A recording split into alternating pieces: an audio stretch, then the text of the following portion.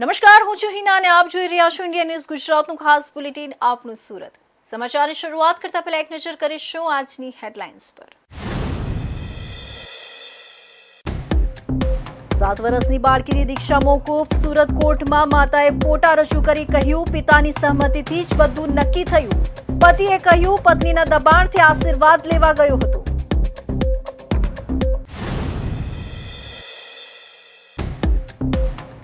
યુવકે દુકાનદાર પર ઉપરા ઉપરી તલવારના 4 ઘા માર્યા. સુરતના વરાછામાં પતિ પત્ની અને તેના દીકરા પર જીવલેણ હુમલો. નિખિલ ટકલા સહિત 3 વિરુદ્ધ ગુનો નોંધાયો.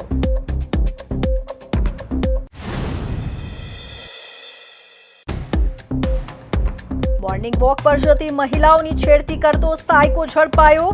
અડપલા કરી બાઇક પર ભાગી જતો. રિકન્સ્ટ્રક્શન દરમિયાન મહિલા પોલીસે સાન ઠેકાણે લાવી દીધી.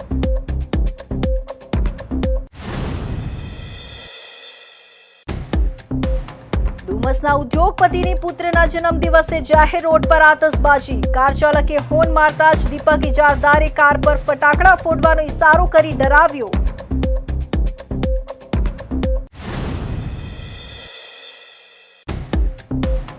અને સુરતના રત્ન કલાકાર યુવકને ખંખેરનાર યુવતી સહિત 2 મહારાષ્ટ્રમાંથી ઝડપાયા. આરોપીને પકડવા પોલીસે વેશ પલટો કર્યો. સિગરેટ પીવા આવ્યો અને દબોચી લીધો. અને હવે જોઈશું સમાચાર વિસ્તારથી. સુરત જિલ્લા વિકાસ સમન્વય અને મોનિટરિંગ કમિટી એટલે કે દિશાની મહત્વપૂર્ણ બેઠક સાંસદ મુકેશ દલાલના અધ્યક્ષસ્થાને યોજાઈ હતી. આ બેઠકમાં જિલ્લામાં ચાલતા વિકાસ કાર્યોની વિસ્તૃત સમીક્ષા કરવામાં આવી હતી. આ બેઠક દરમિયાન કેન્દ્ર સરકારની વિવિધ કલ્યાણકારી યોજનાઓની અમલવારીની પણ સમીક્ષા કરવામાં આવી હતી.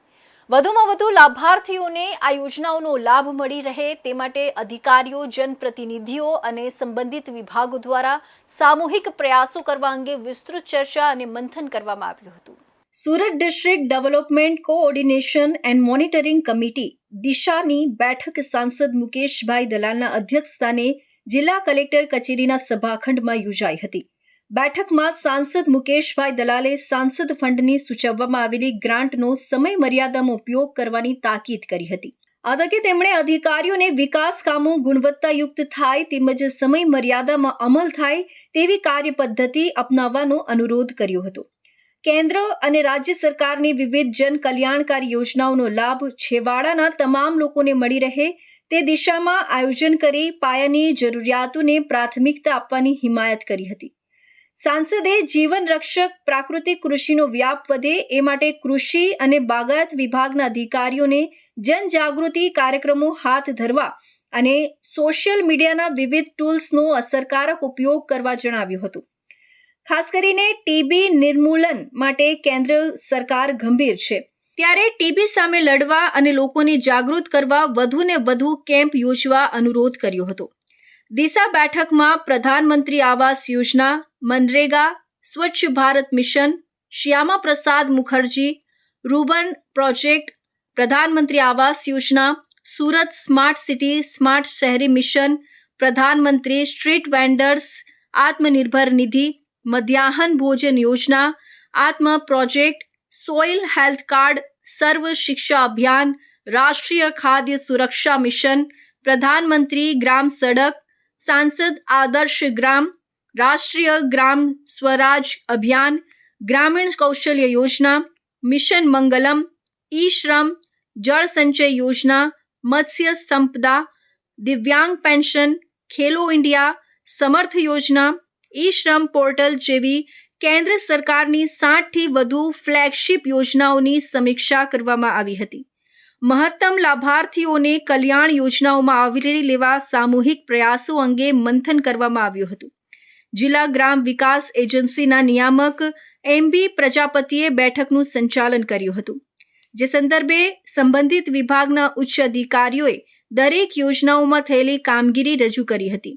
બેઠકમાં જિલ્લા કલેક્ટર ડોક્ટર સૌરભ પારધી, જિલ્લા વિકાસ અધિકારી શિવાની ગોયલ, રાજ્ય દિશા કમિટીના સભ્ય શર્મા, જિલ્લા પુરવઠા અધિકારી દર્શન શાહ, જિલ્લા આયોજન અધિકારી આર.આર. ભાભોર, તાલુકા વિકાસ અધિકારીઓ, તાલુકા પંચાયતના સદસ્યો, વિવિધ સમિતિઓના સભ્યો તેમજ સંબંધિત વિભાગના ઉચ્ચ અધિકારીઓ ઉપસ્થિત રહ્યા હતા. 7 વર્ષની બાળકીની દીક્ષાને લઈને સર્જાયેલો વિવાદ હવે સુરત ફેમિલી કોર્ટના આંગણે પહોંચ્યો છે, જ્યાં દીક્ષાની વિધિઓ પર રોક લગાવવાની માંગ સાથે પિતાએ કાયદાકીય લડત શરૂ કરી છે. આ મામલે કોર્ટે ગંભીરતા દાખવી માતાને સ્પષ્ટતા કરવા આદેશ આપ્યો હતો કે દીક્ષાની કોઈ પણ પ્રક્રિયા આગળ ન વધારવામાં આવે, જેના અનુસંધાને માતાએ કોર્ટમાં પોતાનું એફિડેવિટ રજૂ કર્યું છે. હાલ દીક્ષા મોકૂફ રાખવામાં આવી છે. સુરતની 7 વર્ષની બાળકીની દીક્ષાને લઈને ચાલી રહેલા કાયદાકીય જંગમાં એક મોટો ઘટસ્ફોટ થયો છે. અત્યાર સુધી પિતા એવો દાવો કરી રહ્યા હતા કે તેમની સંમતિ વગર અને જાણ બહાર દીક્ષા નક્કી કરવામાં આવી છે, પરંતુ ફેમિલી કોર્ટમાં બાળકીની માતાએ કેટલાક ચોંકાવનારા પુરાવા અને ફોટોગ્રાફ્સ રજૂ કરીને પિતાના દાવાઓને પાયાવિહોણા ગણાવ્યા છે. ફેમિલી કોર્ટમાં સુનાવણી દરમિયાન માતાએ કેટલાક પુરાવા રજૂ કર્યા હતા, જેમાં માતા તરફથી દલીલ કરવામાં આવી હતી કે 4 ઓક્ટોબર શનિવારના રોજ જ્યારે આચાર્ય ભગવાન પાસે દીક્ષાની અનુમતિ લેવા માટે બાળકીને લઈ જવામાં આવી હતી, ત્યારે તેના પિતા અને પિતાના પરિવારના તમામ સભ્યો ત્યાં હાજર હતા. માતાએ કોર્ટમાં એવા ફોટોગ્રાફ્સ પણ રજૂ કર્યા છે, જેમાં પિતા દીક્ષાની પ્રક્રિયામાં સામેલ જોવા મળી રહ્યા છે. બીજી તરફ માતાએ રજૂ કરેલા ફોટા અંગે પિતાએ કોર્ટમાં પોતાની સ્પષ્ટતા રજૂ કરી હતી.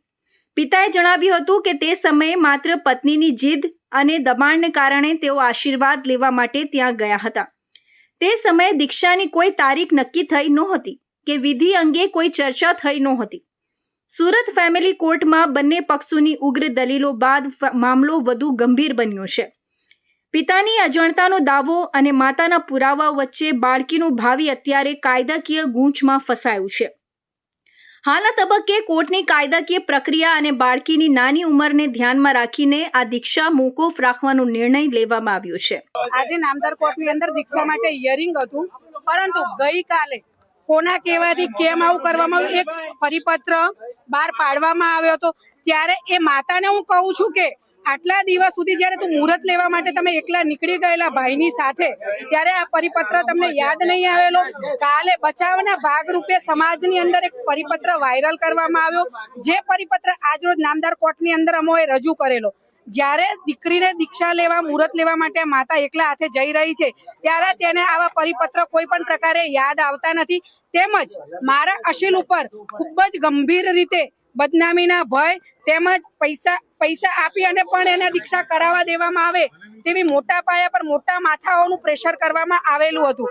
બધું નક્કી થઈ ગયા પછી પાછળથી મારા શ્રાવક તહતીના પિતા સમીરભાઈએ અચાનક ના પાડી દીધી અને પૂજ્ય આચાર્ય ભગવાનને જણાવ્યા વગર જ કોર્ટનો સહારો મારા શ્રાવક સમીરભાઈએ દીક્ષા અટકાવવા ફેમિલી કોર્ટનો આશરો લીધો. અચાનક એમને કોર્ટનો સહારો લીધો છે, અમને જાણ્યા પૂછ્યા વગર. હકીકતમાં આ બાબતમાં કોર્ટમાં જવાની કોઈ જરૂર જ ન હતી. પૂજ્ય આચાર્ય ભગવાન પાસે જઈને પોતાની નિર્દેશાત્મક ભાવના રજૂ કરવાની હતી કે આવું ન કરતા એમને કોર્ટનો આશરો લીધો, જે દુઃખદ બીના બની છે. મહારાષ્ટ્રમાં આ પ્રથમ વખત છે જ્યારે 59 મુમુક્ષો એક સાથે દીક્ષા ગ્રહણ કરી રહ્યા છે. આ 5 દિવસીય મહોત્સવ 4 ફેબ્રુઆરીથી 8 ફેબ્રુઆરી 2026 દરમિયાન મુંબઈના બોરીવલી ખાતે આચાર્ય સોમ સુંદર સુરીશ્વરજી સહિત અનેક મહારાજ સાહેબના સાનિધ્યમાં યોજાશે. આ 59 મુમુક્ષુમાં 18 પુરુષ અને 41 મહિલાનો સમાવેશ થાય છે, જેમાં 71 વર્ષના સૌથી વરિષ્ઠ મુમુક્ષુથી લઈને સુરતની આ 7 વર્ષની બાળકી સૌથી નાની મુમુક્ષુ છે.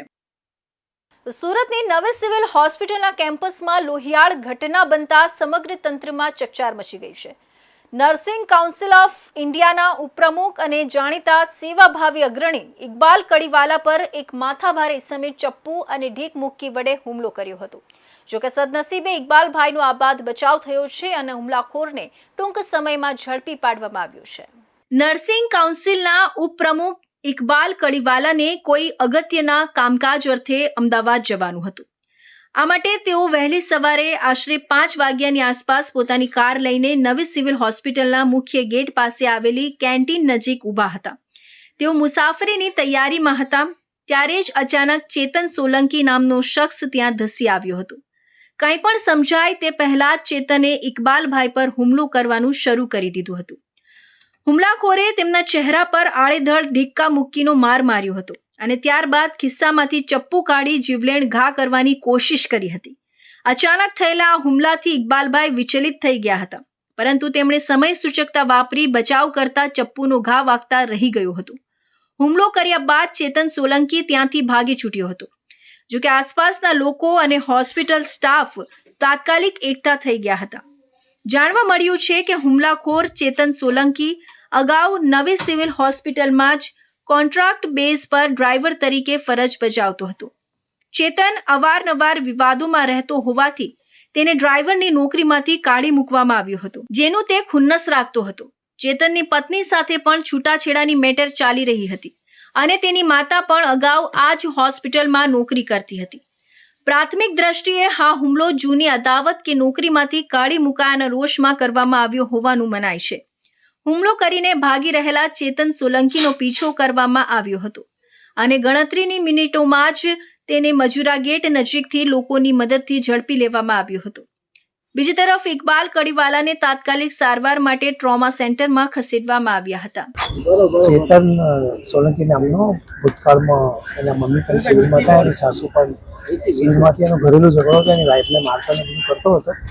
અમારી પાસે મદદ માટે અમે ના પડી કે આવી ઘટનામાં મદદ નહીં કરી શકું તમે, જેથી એને તૈયાર રાખીને આજે સવારે 5 વાગે મારી પર હુમલો કર્યો છે. ગાડીના કાચ તોડ નાખ્યા છે અને પૈસા પણ અને બેગ પણ એને લઈ ગયો હતો. કઈ રીતે ફરિયાદ કરવામાં આવી છે, શું ઉલ્લેખ છે અને કેટલા લોકો? પોલીસે તાત્કાલિક પીસીઆરમાં બોલાવી થોડા તોફાન વધારે મચાવ્યું હતું. પોલીસ આવતા તેને મજૂરા ગેટથી પકડી ગયા. કેટલા લોકો હતા હુમલો એ કર્યો? પોતે એકલો જ હતો અને પોલીસે પકડતા પોલીસમાં પણ 2 કાબુ થયો હતો, પરંતુ પોલીસ એને પકડી ગઈ. પાછો પોલીસના જવાનો આવી ગયા અને પીસીઆરમાં એને ખટોદરા લઈ ગયા. ઇકબાલભાઈએ પોતે ખટોદરા પોલીસ મથકે પહોંચી સમગ્ર આપવીતી જણાવી હતી. હાલમાં ખટોદરા પોલીસે હુમલાખોર ચેતન સોલંકીને કસ્ટડીમાં લઈ લીધો છે અને તેની સામે ગુનો નોંધવાની પ્રક્રિયા હાથ ધરી છે. સિવિલ હોસ્પિટલ જેવા સુરક્ષિત મનાતા કેમ્પસમાં વહેલી સવારે આ પ્રકારની ઘટના બનતા સુરક્ષા વ્યવસ્થા સામે પણ સવાલો ઊભા થયા છે. સુરતના વરાછા વિસ્તારમાં અસામાજિક તત્વોનો આતંક સામે આવ્યો છે, જ્યાં એક નિર્દોષ પરિવાર પર જીવલેણ હુમલો કરવામાં આવ્યો હતો. આ હુમલાના હચમચાવતા સીસીટીવી ફૂટેજ પણ સોશિયલ મીડિયા પર વાયરલ થયા છે. તલવાર જેવા ધારદાર હથિયારો સાથે એક પરિવાર પર હુમલો કરવાની ઘટના સામે આવતા સમગ્ર વિસ્તારમાં ચકચાર મચી ગઈ છે. આ હુમલામાં હુમલાખોરોએ પતિ પત્ની અને તેના પુત્રને નિશાન બનાવ્યા હતા. કાપોદ્રા 4 રસ્તા પાસે રહેતા અને બોમ્બે કોલોની પાસે રુદ્ર ચિકન નામની 40 વર્ષીય પ્રદીપ દિગાંબર વાનખેડે ગતરોજ પોતાની દુકાનમાં ઓટલા પર બેઠા હતા.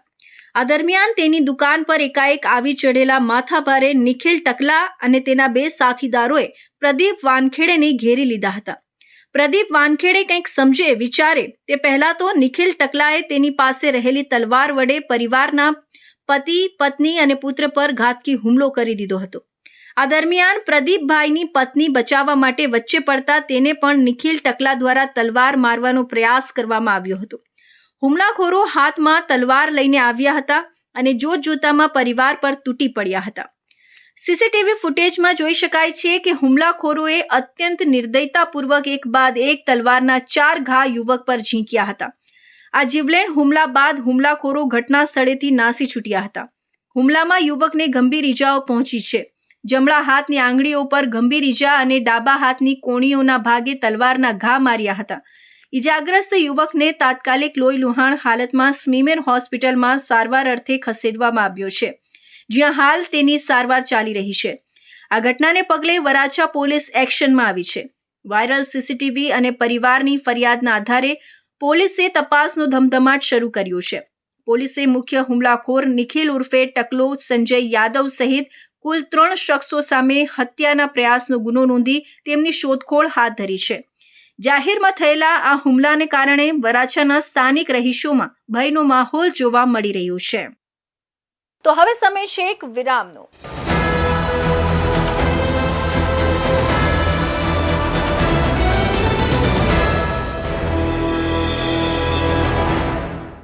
મુદ્દાઓ છે દેશના, પેનલ પર થશે ચર્ચા, વાતમાં થશે સ્પષ્ટ સંવાદ. અમે લાવીએ છીએ તમારા પ્રશ્નોને મંચ પર.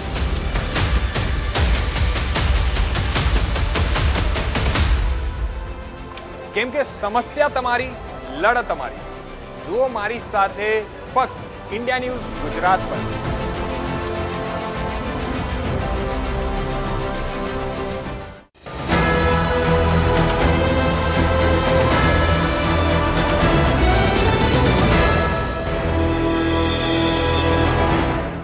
વિરામ બાદ ફરી આપ સૌનું સ્વાગત છે. સુરત શહેરમાં મોર્નિંગ વોક માટે નીકળતી મહિલાઓની છેડતી કરી બાઇક પર ફરાર થઈ જતા સાયકોની ધરપકડ કરી લેવામાં આવી છે. રિકન્સ્ટ્રક્શન દરમિયાન મહિલા પોલીસ કર્મચારીઓએ આરોપીની શાન ઠેકાણે લાવી દીધી હતી. સુરતના ઉધના વિસ્તારમાં ખાસ કરીને ઝાંસી કી રાની ગાર્ડન તરફ જતા માર્ગ પર મોર્નિંગ વોક માટે નીકળતી મહિલાઓની છેડતીના બનાવ વધ્યા હતા. એક અજાણ્યો બાઇક સવાર પૂર ઝડપે આવી મહિલાઓની છેડતી કરી ફરાર થઈ જતો હતો, જેથી પોલીસે સીસીટીવીના આધારે તપાસ હાથ ધરી હતી. આરોપી પહેલા રસ્તા પર 1-2 રાઉન્ડ મારીને રેકી કરતો અને જેવી કોઈ એકલી મહિલા કે યુવતી દેખાય તેની પાછળ બાઇક ધીમી પાડી મહિલાના કમરના નીચેના ભાગે અડપલા કરી પૂરપાટ ઝડપે નાસી છૂટતો હતો. આ સાયકિક વિકૃતિને કારણે વિસ્તારની મહિલાઓમાં એટલો ફફડાટ વ્યાપી ગયો હતો કે ઘણી બહેનોએ સવારે ફરવા જવાનું જ બંધ કરી દીધું હતું. આરોપી એટલો શાતિર હતો કે તેને પકડાઈ જવાનો ડર હતો. છેડતી સમયે જે બાઇક પર સવાર થઈને નીકળતો તે બાઇકની નંબર પ્લેટ પર કાળો કલર મારી દીધો હતો, જેથી પોલીસ સીસીટીવી તપાસે તો તેમાં નંબર વાંચી ન શકાય. નંબર પ્લેટ વગરના બાઇકને પકડવું મુશ્કેલ હતું. તેથી પીઆઈ એસએન દેસાઈએ એક સ્પેશિયલ ટીમ બનાવી. આ ટીમના જવાનો સવારે 4 વાગ્યાથી જ સાદા ડ્રેસમાં અલગ અલગ પોઈન્ટ્સ પર ગોઠવાઈ ગયા. પોલીસ વોચમાં હતી કે ક્યારે પેલો કાળી નંબર પ્લેટ વાળો શિકારી જાળમાં ફસાય. અચાનક નિર્ધારિત સમયે એ જ બાઇક સવાર દેખાયો. જેવો તેણે ફરી એકવાર મહિલાને ટાર્ગેટ કરવાનો પ્રયાસ કર્યો કે તરત જ વોચમાં રહેલી પોલીસ ટીમે પોતાની બાઇક તેની પાછળ દોડાવી. સીસીટીવીમાં આ દ્રશ્યો કેદ થયા છે કે કેવી રીતે પોલીસે ફિલ્મી ઢબે પીછો કરીને આ સાયકોને રસ્તા વચ્ચે દબોચી લીધો. પકડાયેલા આરોપીનું નામ વિકાસ કુમાર નિષાદ છે. તે મૂળ ઉત્તર પ્રદેશના અયોધ્યાનો રહેવાસી છે અને હાલ સુરતમાં મજૂરી કામ કરે છે. તે એક સ્ટુડિયોમાં તૈયાર કપડાની ઘડી કરવાનું કામ કરતો હતો. દિવસભર સીધો સાદો દેખાતો આ યુવક સવારે પોતાની વિકૃત માનસિકતા સંતોષવા નીકળી પડતો હતો. ઉધના પોલીસ સ્ટેશન વિસ્તારમાં ઉધના પોલીસને એક ખાનગી ફરિયાદ મળેલી હતી કે કોઈ અજાણ્યા માણસ દ્વારા સવારના સમયમાં જે મહિલાઓ મોર્નિંગ વોક કરવા માટે નીકળે છે તો કોઈ યુવાન દ્વારા મહિલાઓની છેડતી કરવામાં આવી રહી છે તેવી ખાનગી ફરિયાદના આધારે પોલીસે વોચ ગોઠવેલી હતી અને છેલ્લા 3 દિવસથી પોલીસ વોચમાં બેઠી. તે દરમિયાન સીસીટીવી એનાલિસિસ અને ખાનગી માહિતી દ્વારા આરોપી આઈડેન્ટિફાઈ કરીને આરોપીને પકડી લેવામાં આવેલો છે. આરોપી સવારના સમયે જે લોકો મોર્નિંગ વોક કરવા નીકળે છે એમાં ખાસ કરીને મહિલાઓની છેડતી કરવાની નેમો ધરાવે છે અને એના વિરુદ્ધમાં ગુનો દાખલ કરીને કાયદેસરની કાર્યવાહી કરવામાં આવી છે. પોલીસના તપાસ દરમિયાન એવું ધ્યાનમાં આવ્યું છે કે આરોપી છેલ્લા 10 દિવસથી આ ટાઈપનું કૃત્ય કરતો હતો અને પોલીસને જે માહિતી મળી છે એ આધારે એનાલિસિસ કરી આઈડેન્ટિફાઈ કરીને આરોપીને પકડી લેવામાં આવ્યો. આ કેસનો સૌથી રસપ્રદ અને હિંમતભર્યો વળાંક ત્યારે આવ્યો જ્યારે પોલીસ આરોપીને ક્રાઇમ રિકન્સ્ટ્રક્શન માટે ઘટના સ્થળે લઈ ગઈ. પોલીસનો હેતુ આરોપીના મનમાં કાયદાનો ડર પેદા કરવાનો અને પીડિત મહિલાઓમાં વિશ્વાસ જગાડવાનો હતો. ત્યાં હાજર એક મહિલા પોલીસ કર્મીએ આરોપીનો કોલર પકડીને તેને જાહેરમાં ખખડાવ્યો હતો. આ દ્રશ્ય જોઈને ત્યાં હાજર સ્થાનિક લોકોએ પોલીસની કામગીરીને બિરદાવી હતી. આ પ્રકારની કડક ચેતવણી સમાજના એવા રોમિયો અને સાયકો તત્વો માટે એક કડક સંદેશ છે જે સ્ત્રીઓને નબળી સમજે છે. પીઆઈ એસએન દેસાઈએ જણાવ્યું કે મહિલાઓની સુરક્ષા અમારી પ્રાથમિકતા છે. અમે આવા વિકૃત માનસ ધરાવતા શખ્સો સામે કડકમાં કડક કાર્યવાહી કરીશું જેથી અન્ય કોઈ આવું સાહસ ન કરે. સુરત શહેરમાં અવારનવાર નબીરાઓ દ્વારા જાહેર માર્ગ પર જન્મદિવસની ઉજવણી કરી કાયદાનું ઉલ્લંઘન કરવાના કિસ્સાઓ સામે આવતા હોય છે. તાજેતરમાં ડુમસ ગામના એક જાણીતા ઉદ્યોગપતિના દીકરાની બર્થડે સેલિબ્રેશનનો વિડીયો સોશિયલ મીડિયામાં વાયરલ થતા ચર્ચાનો વિષય બન્યો છે. જો કે આ મામલે પોલીસ દ્વારા ફરિયાદ નોંધવામાં આવી છે. ઉદ્યોગપતિ દીપક ઇજારદારના પુત્રના જન્મદિવસ નિમિત્તે જાહેર રોડ પર મોટા પાયે ઉજવણી કરવામાં આવી હતી.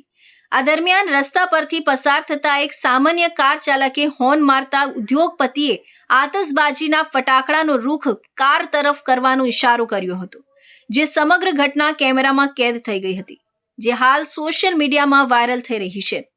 વાયરલ વિડીયો મામલે ડીસીપી શેફાલી બરવાલે જણાવ્યું હતું કે અમારી પાસે આ વિડીયો બપોરની આસપાસ આવ્યો છે. વિડીયો બાબતે ડુમસ પોલીસ સ્ટેશનમાં જાહેરનામા ભંગનો ગુનો દાખલ કરવામાં આવ્યો છે અને વધુ તપાસ હાથ ધરવામાં આવી છે.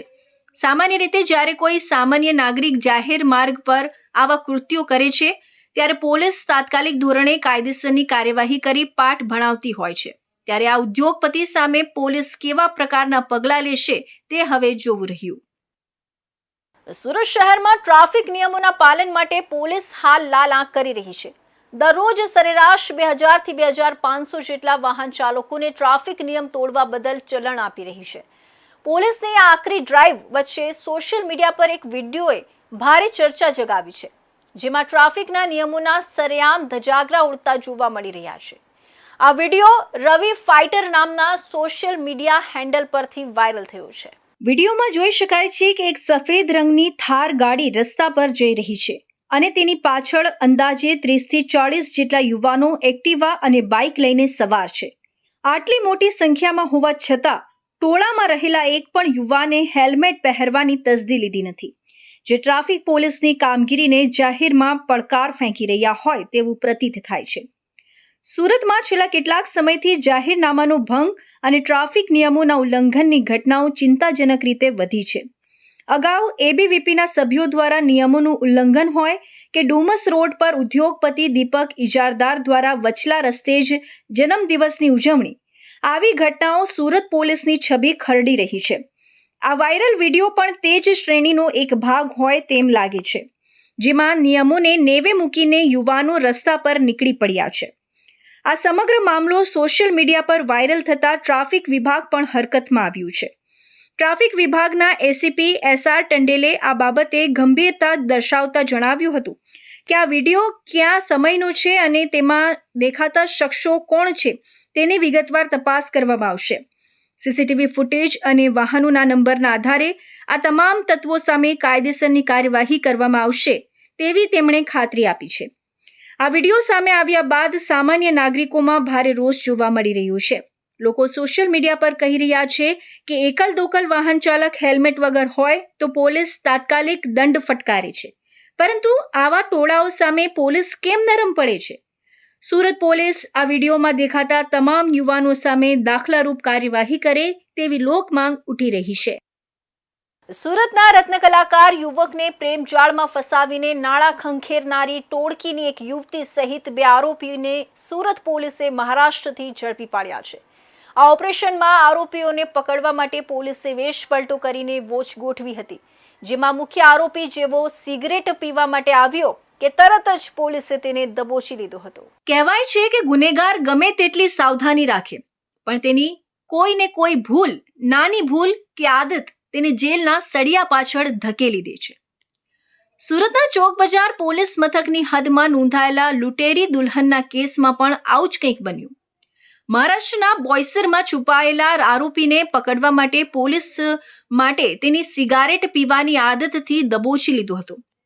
સુરતના ચોક બજાર વિસ્તારમાં રહેતા અને હીરા ઘસવાનું કામ કરતા એક યુવાન માટે લગ્ન એ જીવનનું સૌથી મોટું સપન હતું. વધતી ઉંમર સાથે યોગ્ય પાત્ર ન મળતા પિતાએ મિત્ર વર્તુળમાં વાત કરી હતી. આ દરમિયાન એક શુભચિંતક મિત્રએ વોટ્સએપ પર રેખા દેવી યાદવ નામની યુવતીનો ફોટો મોકલ્યો. ફોટો જોતા જ યુવાન મોહિત થઈ ગયો અને પરિવારે લગ્નની મંજૂરી આપી દીધી. કોને ખબર હતી કે આ સુંદર ચહેરો એક મોટી લૂંટનું મોહરું છે. લગ્નની વાત નક્કી કરવા યુવાન અને તેના પિતા મુંબઈના દહીસર ખાતે ગયા. ત્યાં રેખા દેવીના કથિત સંબંધીઓ અશ્વિન અને અજય ઉર્ફે સોનુ ગુપ્તાએ લગ્ન માટે 1,30,000ની માંગણી કરી. ભોળા પરિવારે દીકરાના ઘર વસાવવાના આશયથી આ રકમ ચૂકવી દીધી. વિધિવત ફૂલહાર સાથે લગ્ન થયા, મંગળસૂત્ર પહેરાવાયું હતું, પણ આ ખુશી માત્ર 48 કલાક જ ટકી હતી. લગ્નના બીજા દિવસે રેખાદેવીએ પ્રોપર્ટીના કામનું બહાનું કાઢી વતન જવાની જીદ કરી અને જેવી સુરત છોડ્યું કે તરત જ ફોન સ્વિચ ઓફ કરી દીધો. પત્નીનો સંપર્ક ન થતા યુવાન ગભરાઈને મહારાષ્ટ્ર સ્થિત તેના ઘરે પહોંચ્યો, પરંતુ ત્યાં જઈને જોયું તો મકાન ખાલી ખમ હતું. પાડોશીઓ પણ કંઈક જાણતા નહોતા. યુવાનને સમજાઈ ગયું કે તે એક વ્યવસ્થિત રીતે આયોજિત લૂંટેરી દુલ્હન ગેંગનો શિકાર બન્યો છે. તેણે તાત્કાલિક ચોક બજાર પોલીસ મથકે ફરિયાદ નોંધાવી. પીઆઈ એનજી ચૌધરીની ટીમે તપાસ હાથ ધરી. ટેકનિકલ એનાલિસિસમાં જાણવા મળ્યું કે આરોપીઓ મહારાષ્ટ્રના પાલઘર જિલ્લાના બોઈસર વિસ્તારમાં છુપાયેલા છે.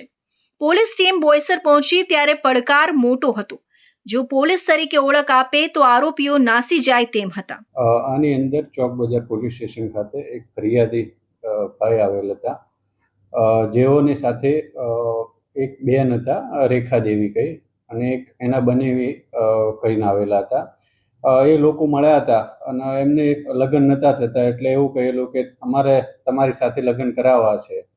એ રીતે નક્કી કરી અને પછી ઘરે આવેલા. નક્કી થયું એ પછી બોઈસર ખાતે ગયેલા. બોઈસર ખાતે ગઈ અને ત્યાં આગળ એમને કંકુ અને નારિયેળ આપેલું અને શાદી એમને જે લગ્ન કરવાનું નક્કી કરેલું. એના પછી એ બંને જણ અહીંયા સુરત ખાતે એમના ઘરે આવેલા. એમના ઘરે આવી અને 2 દિવસ રોકાયેલા. 2 દિવસ રોકાયા પછી એમને એવું કીધું કે મારા જે નામ છે નામ કમી કરવાનું છે, તો નામ કમી કરવા માટેનું કહ્યું. એના પછી કે હું જઉં છું ને પાછળથી આવીશ એમ એવું કહી અને પછી જતા રહેલા. એના બાદ આવેલા નહીં. વારંવાર જે ફરિયાદી પક્ષ છે એમના તરફથી સંપર્ક કરવાની કોશિશ કરેલી પણ સંપર્ક થયેલો નહીં. આથી પોલીસે ફિલ્મી સ્ટાઇલ અપનાવી અવધનગર વિસ્તારની એક ચાની લારી પર પોલીસ જવાનોએ મિત્રતા કેળવી અને ત્યાં આવતા જતા લોકો પર નજર રાખવાનું શરૂ કર્યું. ચાની લારીવાળાને પણ વિશ્વાસમાં લીધો અને ફોટા બતાવી બાતમી મેળવી હતી. તો સુરતના ગોળાદરા વિસ્તારમાં આવેલા દેવદ ગામ ખાતે ગતરોજ મોડી સાંજે પતરાના શેડમાં બનાવવામાં આવેલા અંબિકા ફર્નિચર અને ટ્રાન્સપોર્ટના ગોડાઉનમાં એકાએક ભીષણ આગ ફાટી નીકળી હતી. આ દુર્ઘટનામાં 24 પૈકી 20 જેટલા ગોડાઉનો આગની લપેટમાં આવી ગયા હતા, જેમાં રહેલો કરોડોનો માલ સામાન બળીને ખાખ થઈ ગયો છે. સમગ્ર આગ પર 8 કલાકથી વધુ સમય કાબુ મેળવતા થયો હતો. ગોળાદરા દેવદ ગામ પાસે આવેલા દેવદ પોલીસ ચોકી નજીક ખુલ્લા પ્લોટમાં પતરાના શેડમાં અલગ અલગ ગોડાઉન આવેલા છે, જે પૈકી અંબિકા ફર્નિચર નામથી ગોડાઉન બનાવવામાં આવ્યું છે, જેમાં સોમવારે સાંજે 6:42 આગ લાગી હતી. જોત જોતામાં આગ ફેલાઈને આજુબાજુમાં આવેલા અન્ય ગોડાઉનમાં ફેલાતા ભીષણ બની હતી. ગોડાઉનના માલિકો તથા સ્થાનિક લોકોમાં ભાગદોડ મચી ગઈ હતી. ઘટનાની જાણ ફાયર વિભાગને કરવામાં આવતા ડુંભાલ, ડિંડોલી, માન દરવાજા, સરથાણા, મજુરા, ભીમરાળ, મોરા ભાગળ, અડાજણ, ભેસ્તાન સહિતના 15થી વધુ ફાયર સ્ટેશનોની ટીમ તથા ફાયર વિભાગના અધિકારીઓ ઘટના સ્થળે પહોંચ્યા હતા. આગની તીવ્રતા એટલી વધારે હતી કે તેને કાબૂમાં લેવા માટે 25થી વધુ ગાડીઓ ઘટના સ્થળે દોડી આવી હતી. ફાયર વિભાગના 100થી વધુ જવાનોએ ભારે જહેમત બાદ મોડી રાત્રે 2:30 વાગ્યે આગ પર અંકુશ મેળવ્યો હતો. જે જગ્યાએ આગ લાગી હતી ત્યાં તમામ પતરાના શેડ સંપૂર્ણપણે ગેરકાયદેસર ઊભા કરવામાં આવ્યા હતા. આ ગેરકાયદે બાંધકામોને કારણે ફાયરના જવાનોને અંદર પહોંચવામાં અને પાણીનો મારો ચલાવવામાં ભારે મુશ્કેલી પડી હતી. અંતે મોડી રાત્રે 3 જેટલા જેસીબી મશીનો બોલાવીને પતરાના શેડ તોડવામાં આવ્યા હતા. ત્યારબાદ જ જવાનો આગના કેન્દ્ર સુધી પહોંચી શક્યા હતા. ફર્નિચર અને ટ્રાન્સપોર્ટના માલ સામાનને કારણે કરોડો રૂપિયાનું નુકસાન થયું હોવાનો અંદાજ છે. ગેરકાયદે પતરાના શેડને કારણે આગ બુઝાવવામાં મુશ્કેલી પડી હતી. કુલ 24 ગોડાઉનોમાંથી 20 ગોડાઉનો આગની ઝપેટમાં આવ્યા હતા અને બળીને ખાખ થઈ ગયા છે. 4 ગોડાઉનને ફાયર વિભાગ દ્વારા બચાવી લેવામાં આવ્યા છે. સદનસીબે આ વિકરાળ આગમાં કોઈ જાનહાનિના સમાચાર સામે આવ્યા નથી, પરંતુ આર્થિક રીતે મોટું નુકસાન થયું છે. તંત્ર દ્વારા હવે આ ગેરકાયદેસર ગોડાઉનો સામે શું પગલાં લેવામાં આવશે તેના પર સૌની નજર રહેશે. Deputy chief fire officer SD ધોબીએ જણાવ્યું હતું કે ગોળાદરામાં અંબિકા ફર્નિચરમાં કંઈક આગ લાગવાની ફાયર કંટ્રોલને 6:42 કોલ મળેલો હતો. તાકીદે ઘટના સ્થળે ટીમોને રવાના કરવામાં આવેલી. આગની ગંભીરતા પારખીને અન્ય બ્રાઉઝરો, પાણીના ટેન્કરો મંગાવી લેવામાં આવ્યા અને પતરાના શેડ હોય તાકીદે 3 જેટલા જેસીબી મશીન મંગાવી લેવામાં આવ્યા. ઝોનમાંથી અને અલગ અલગ પાર્ટીશન કરીને આગને કંટ્રોલમાં લેવામાં આવી છે. 24 જેટલી દુકાનો હતી, એમાં 4 શટરોને બચાવી લેવામાં આવ્યા છે. તો આ હતા ઇન્ડિયા ન્યૂઝ ગુજરાતના ખાસ બુલેટિન, આપણું સુરતના મહત્વના સમાચાર. નવા સમાચાર સાથે ફરી મળીશું. ત્યાં સુધી જોતા રહેજો ઇન્ડિયા ન્યૂઝ ગુજરાત.